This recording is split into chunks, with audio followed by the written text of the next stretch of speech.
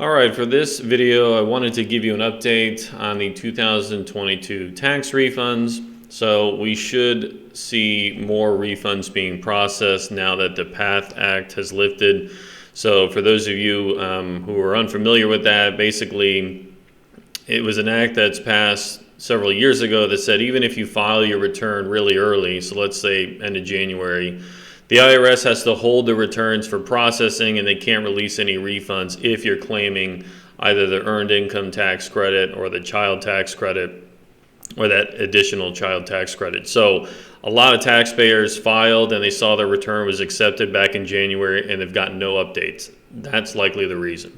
So now that that thing is lifted, we should see a lot more returns come through first week of March here.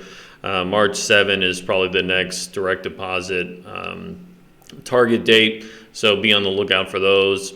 Now, state refunds, this is also kind of throwing people for a loop sometimes. If you process or you file your return early, the state system works differently than the federal. So if you have a federal tax return that was held up because of the PATH Act, you could still get your state return processed, filed, and get your refund at the state level. So a lot of taxpayers are in that position. They got their state refund and they're still checking their transcript and where's my refund online for the federal side, and they've got nothing. That's the reason. Also, I want to talk about some common tax transcript codes. I'm getting a lot of questions about these. These are some of the big ones that you should be looking out for. So when you check your transcript online, 150 and 152 are definitely what you're going to see, right? 150 simply means the tax return was filed and it was accepted. Accepted meaning it went into the system. There's still a separate review stage, right? And that's code 152. That's when the return is already in the system. It moves to a review process where the IRS kind of looks at it a little more closely, see if there's any irregularities. And if it's approved, then you get your refund check. This is why a lot of people are stuck on 152 because returns have been in the processing stage for a couple weeks now. A lot of it because of the PATH Act. If you see a code 290, that means either they're assessing additional tax or you have a refund claim that they're denying either in its entirety or there's a portion of it. So that's what's happening there. Code 766, refundable credits being posted to your account. So if, for example, you claimed the child tax credit, that is a refundable tax credit, and so you might see that being posted, or the earned income tax credit as well. Code 846 is what we all look for, right? That's an indication that the tax return has been through the code 152 processing stage. The IRS is okay with it, so they've issued you a refund check.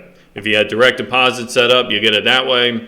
If you wanted a paper check, then it's going to be a little longer, but look out for that in the mail.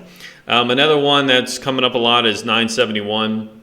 So code 971 means an IRS notice was issued. So this is almost any kind of IRS correspondence. It could be that they made an adjustment to your return. It could be that they denied a certain type of credit. But what I am seeing a lot of is additional verification. So for example, the earned income tax credit, I am seeing a lot of taxpayers get a code 971 and a notice issued because the IRS wants to verify your relationship to the qualifying child, make sure you're actually eligible to claim that individual as not just a dependent, but also a qualifying child for the EITC and CTC. So if you see a 971 on your transcript when you go look online, that means there's a letter in the mail for you, right? So be on the lookout for that. When you get it, open it immediately, review it carefully. Do not just throw it in the garbage. Because it could be, like I said, it could be just a verification step, verifying your identity or EITC issues. So very, very important to hold on to anything the IRS sends you in the mail and make sure you review it very carefully. Okay, so that covers it for this video. I hope that was helpful. Again, be on the lookout for those refund deposits. We should see a lot of them coming through this week now that that PATH Act is done. And yep, keep on the lookout for them. Keep checking the where's my refund online. And, unfortunately, sometimes we have to just be patient with the IRS. So, all right, thank you, everybody, for watching, and take care.